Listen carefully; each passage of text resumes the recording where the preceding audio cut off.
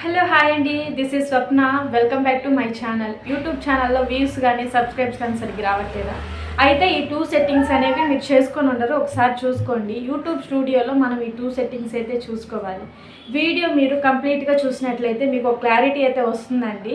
కింద నేను screen video అయితే చూపిస్తాను. ఆ వీడియోని బట్టి మీరు ఆ సెట్టింగ్స్ ఏమైనా మార్చుకోకపోతే చూసుకోండి ఫ్రెండ్స్. ఆ సెట్టింగ్స్ మార్చుకోవడం వల్ల మనకి వ్యూస్ సబ్స్క్రైబ్స్ అనేవి ఇంక్రీజ్ అవుతాయి ఖచ్చితంగా.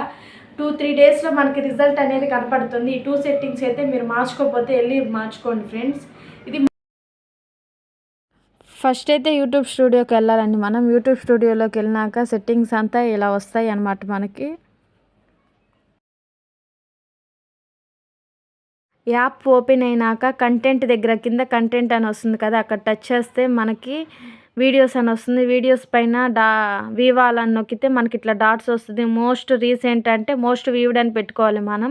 పబ్లిక్ అకౌంట్ పెట్టుకుంటే మన వీడియోస్ అనేవి పబ్లిక్ వెళ్తాయంట. మోర్ దెన్ లెస్ దెన్ అంటే మోర్ దెన్ వ్యూస్ రావాలి కాబట్టి మనకి మోర్ దెన్ అని పెట్టుకుందాము. నాట్ మేడ్ ఫర్ కిడ్స్ అంటే మనం ఈ వీడియో కిడ్స్కి సంబంధించింది కాదు కాబట్టి నాట్ మేడ్ ఫర్ కిడ్స్ అని పెట్టుకోవాలన్నమాట. మళ్ళీ తర్వాత కమ్యూనిటీకి వచ్చిన తర్వాత సెట్టింగ్స్ ఇట్లా మార్చుకోవాలండి. పబ్లిష్డ్ పెట్టుకోవాలి. ఐ రెస్పాన్స్డ్ అని పెట్టుకోండి.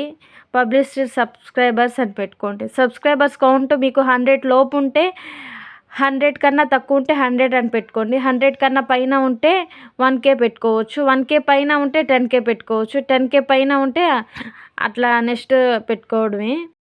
2 సెట్టింగ్స్ మార్చుకున్నట్లయితే మీకైతే రిజల్ట్ అయితే కంపల్సరీగా కనిపిస్తుందండి. ఈ 2 సెట్టింగ్స్ అనేది మార్చుకోకపోతే మార్చుకోండి. ఈ వీడియో మీకు నచ్చినట్లయితే సబ్స్క్రైబ్ చేసుకోండి.